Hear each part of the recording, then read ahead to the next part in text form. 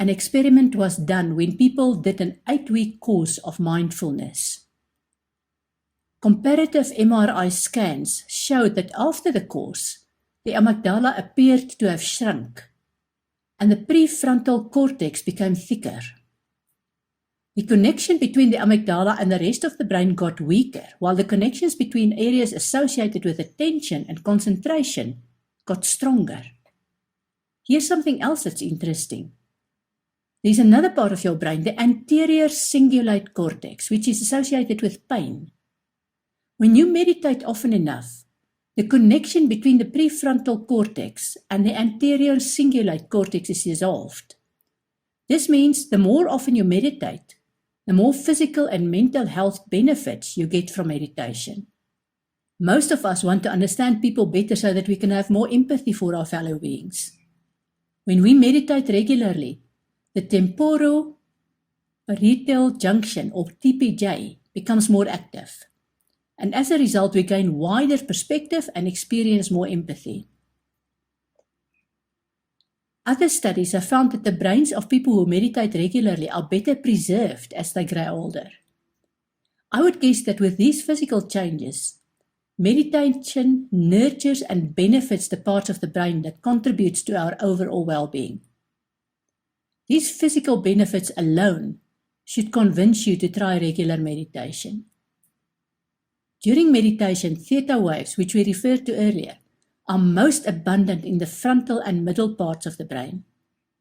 The theta waves are a result of a relaxed attention which monitors our inner experience, but we are still and the mind is void.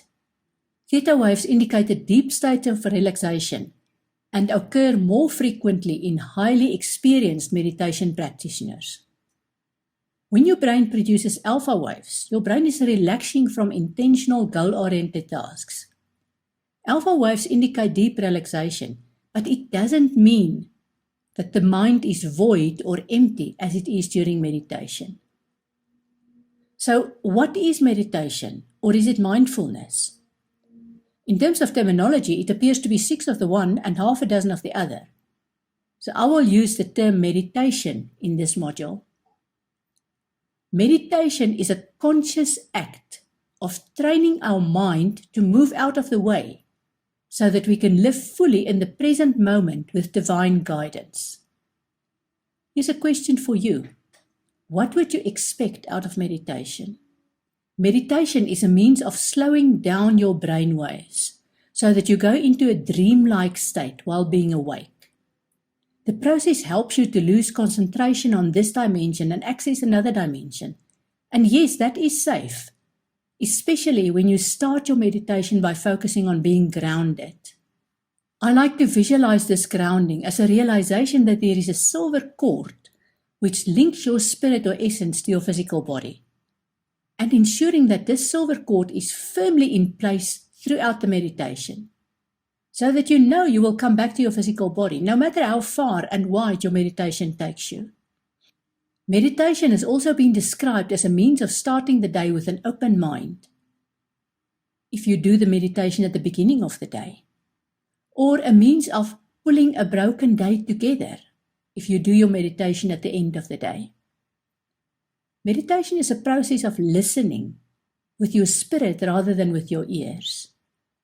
You don't do a meditation where you ask questions and then sit there waiting to hear the answers.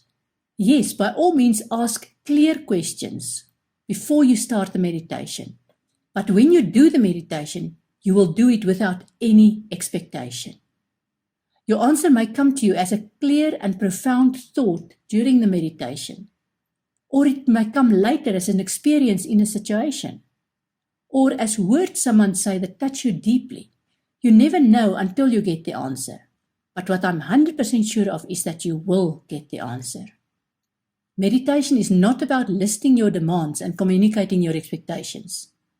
That is the kind of thing you do when you pray.